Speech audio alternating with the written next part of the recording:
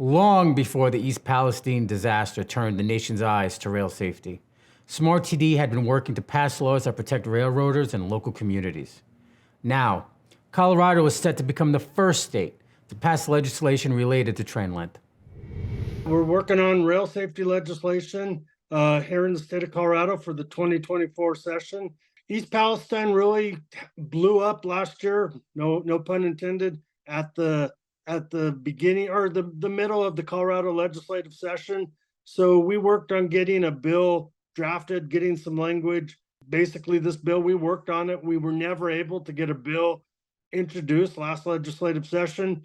We were told numerous times and encouraged numerous times by legislators, by leadership in the chambers, and by railroad lobbyists that our best avenue would be to go through the interim session. We went to the Transportation Legislation Review Committee and presented our argument why we need legislation, a bill next year. The committee members agreed. The key points of this bill are going to be limiting train length to 8,500 feet, limiting the length of time a train can block a crossing for less than 10 minutes in the state of Colorado, requiring more wayside detectors, so hot bearing, hot journal detectors, and dragging equipment detectors every 10 to 15 miles, and requiring that those detectors not only notify the Railroad Operations Center, but also vocally notify the train crew that's on that train of a defect when it occurs. I think it's going to be a hard bill not to ultimately end up on the governor's desk.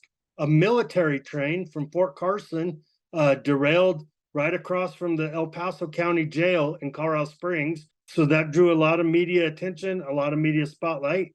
And then the current event that's going on right now, the derailment in Pueblo, Colorado. The NTSB just announced this afternoon that they believe the cause of the accident was a broken rail. That derailment potentially caused the bridge to collapse over Interstate 25.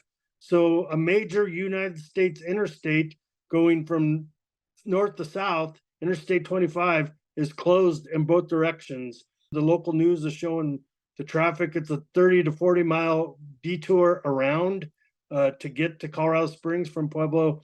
And so that's getting a lot of media spotlight and a lot of questions on rail safety. Sadly, a truck driver just doing his job on a Sunday afternoon was killed due to no fault of his own because a rail bridge collapsed on him. Yeah, that's a sad state of affairs.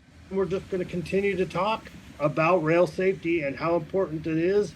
And when the time comes that our members, their family, their friends, their neighbors, the community, in December, we're going to start letting their legislators know that when the legislature begins in January, that rail safety is important to the citizens of Colorado.